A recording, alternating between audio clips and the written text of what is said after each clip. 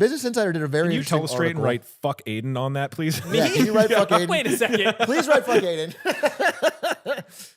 This thing on the rise of cancellation culture, which is basically they interviewed some people, they did some studies, and it looks into the idea that people now more than ever have been flaking. They've been. It's a post-COVID thing. People have been more than ever resorting to that good feeling you get when there's an event you don't want to go to, and then last second you cancel on it. Well, people have called that self-care or whatever.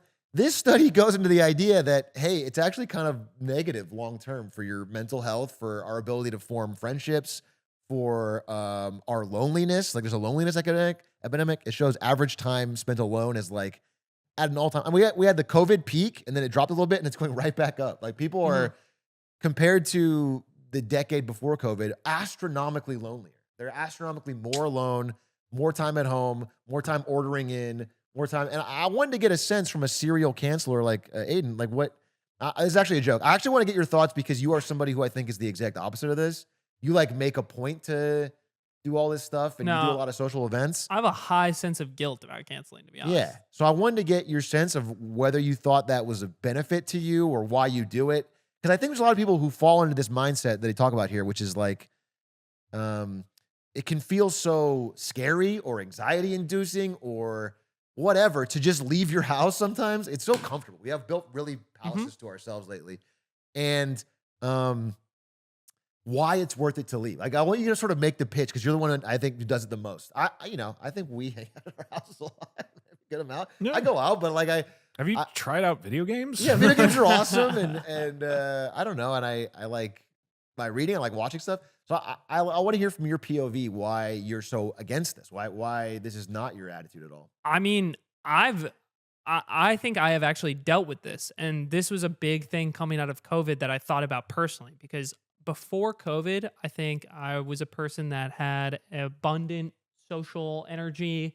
I got a lot of like joy and energy from going to social events and hanging out with other people and talking to other people. And I felt like after COVID, I actually am a different person in that regard. I think I developed a sense of, I don't know if I would use the word anxiety or dread about like going to social events that I had planned. Even though whenever I get there, it's always good. Like I've never regretted going to anything that I've like committed to. And I really, I spent a lot of time thinking about it because I felt like a different person. I felt like I lost part of me coming out of that. And I was like, is this part of getting older? Or is this because I just effectively spent a year and a half at home? And that was a really tough question that I think I still haven't answered like fully. I think the guilt or like where the desire to like show up comes from, or like why I hate canceling is because I know it's annoying for the other person. It sucks to be canceled on for sure. Everyone knows that. You know what's funny is like I don't mind that at all. Really? Yeah, but I find that's like pretty rare. It's like I know the other person, if I cancel, is like probably gonna give me shit or like they'll be sad. Or I think something that I think about a lot is I know that if I cancel on the same like group or person like a few times in a row, you'll stop getting invited to things, and I don't want to stop being invited. So being a friend and participating like is saying yes and showing up. Even when you have that feeling of like not wanting to go. And then, like I said, whenever you actually get there, it's great. There's been maybe never. I agree with this. Once you get through the discomfort of like the plan and going that, and I have a bunch of other thoughts related to this topic too, but that's the main thing is like, I think about how it would make the other person feel. And I also think about the social consequences of what saying no often means. And both of those things like are just hurt in the long run, right? They hurt your relationships with people. And that's funny that the article talks about that because that was a big underpinning. What is the like, or what are some of the theories about why? Because I'm curious why we wouldn't have bounced back now that it's been a couple years. So the and big now that COVID is 100% eliminated are this busyness culture, this idea of like people feel busier than ever. They feel like they have to climb the economic ladder more. They feel like there's, we're in a spot where jobs are harder to get. Everyone's trying to be a little bit performative busy and also is busier. And so the idea that the first thing you can cut is time with friends. You cut the superfluous stuff that you can always. I thought that was a really good. They put it in a really nice ways that that culture doesn't place your time spent with friends or time spent as leisure as like a priority or as an integral part of your life. But it is like that is a meaningful part of your life. And in one way, it might be the most meaningful part. Yeah, it might be what it's all for. It also talks about that, right? The literal meaning of life coming from that. So there's that, and then there is more anxiety. So again, people just self-report dramatically more anxiety. They think their friends since COVID. You're saying, right? Okay. So people will report thinking their friends want to hang out with them less than they do. Like if you ask the friends, they would say 80 to 85% or whatever. The people would say 40 to 40. Like people are generally more in their own heads. They think they're less important to social events they go to. They think they don't need to be there. And they also think that, if you have a friendship with somebody, if I cancel on you, my general thought would be like, we're friends. It doesn't matter. And it probably doesn't.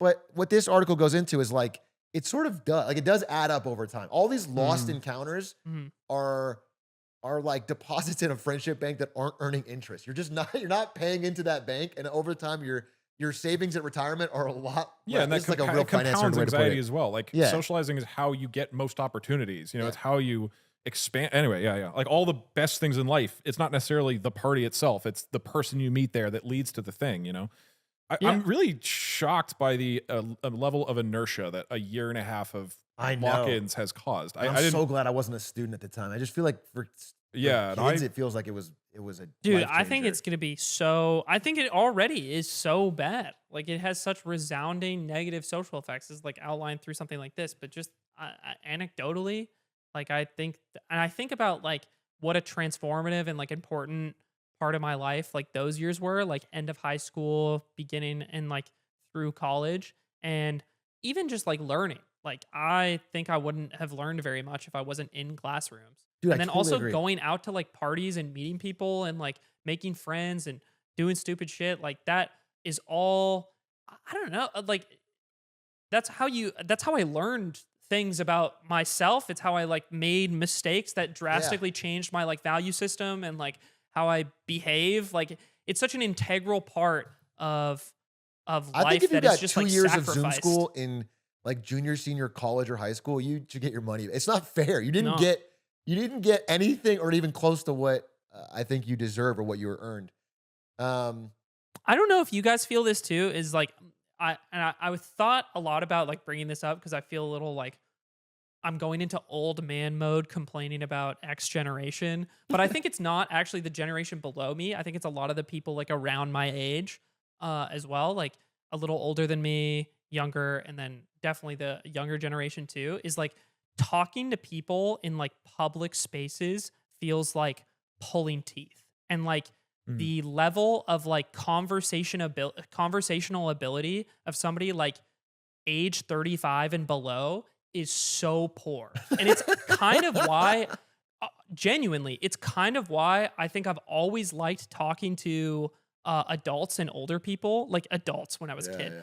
But older people in general, is because if you go up to I feel like if you go up to any person above the age of 40, they can have a conversation with you. And I think this is also like a cultural. This feels too general, but you've done it more than anyone. I think this is also a cultural thing in that I wonder how COVID and things like this and people's anecdotal experiences play into this. But I found like compared to the US and also compared to Canada, going to like the UK and Australia, like the average young person there that you meet is like also better at having a conversation with you. Like they feel more socially comfortable just like interacting with strangers, which is a little odd to me. Like I wonder what it is about like the way people are growing up and like going through their lives now that makes like baseline socializing so difficult. It's got to do with practice, because everything is like, if they're not getting practice and they get more anxiety, and it's a snowball. Yeah, and it stacks. And like COVID, I feel like COVID like makes something like that so much worse. And it makes like the like making plans and like showing up to them makes it feel like such an ordeal in a way that it wouldn't be normally.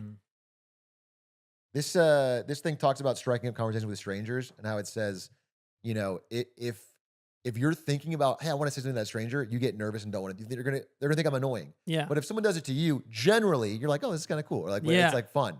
Exactly. So it's a mismatched reward system. I did that at a coffee shop this week. You do it all the time. That's why I got this article. You actually do it too much. You are the annoying one. No.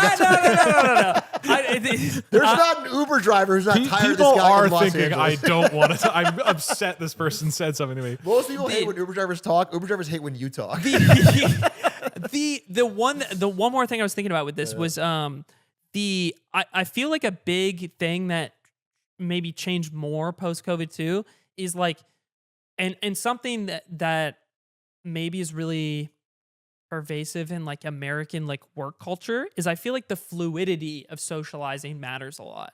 Like people used to move less, people used to like just hang out more by default. Like I think they talk about it in the article, like the percentage of Americans that report they have a best friend is like it's way like at down. 30-year low or something, Like, or it's geez. I think people lack I think the making plans and like hanging out with people is increasingly a task you have to do versus how it used to be. That's how I feel. Is like I think a lot of people like grew up or were in community spaces where hanging out happens like very naturally. You're not necessarily making a plan. It's you easy just when you're a kid, You right? just In happen high to be school or around whatever, each other, yeah. right? And then you just do something together.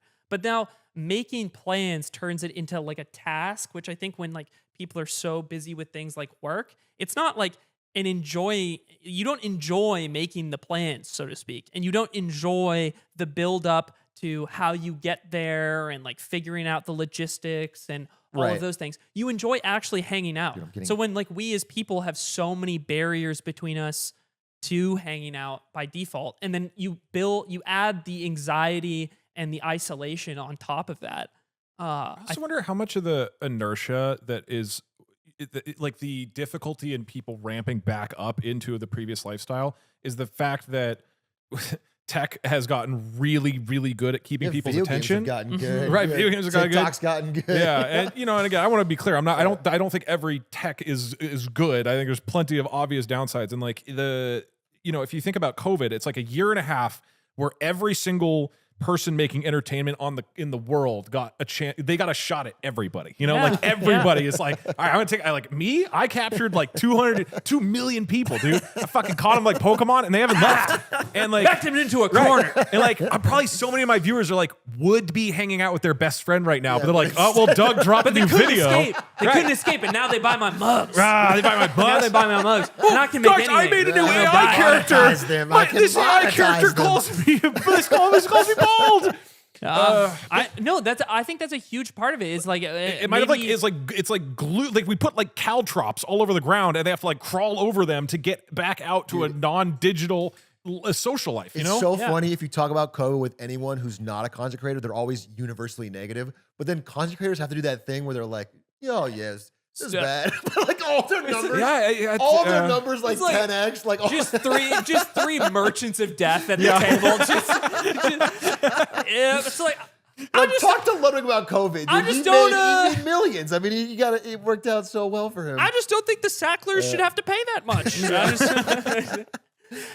No, I think you're. I think you're right. A fentanyl damage panel, and it's all the Sackler family. It's like 3 different opinions. But it's all we put them all in like a mirror maze, and it's like, look, normal life is outside the mirror maze, but you got to find your way out. You got to get out. And we got a lot of pop-ups. I would like for the people listening, I would love people's opinions about like how they've dealt with this and like how they feel about this, because it's something that is so. Not just like the cancellations themselves, but this like general topics. Like, how did COVID like affect you socially? How do you feel about socializing now? Something I think about a lot is it wasn't just I tried to dive back in. I was excited to go to big events and socialize and be out again once you could. And I remember feeling so fatigued in a way that I wasn't before. It was harder.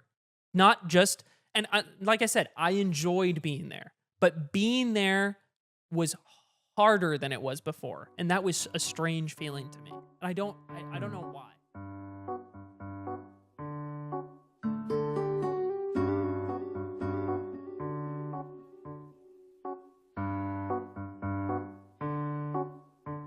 Bye.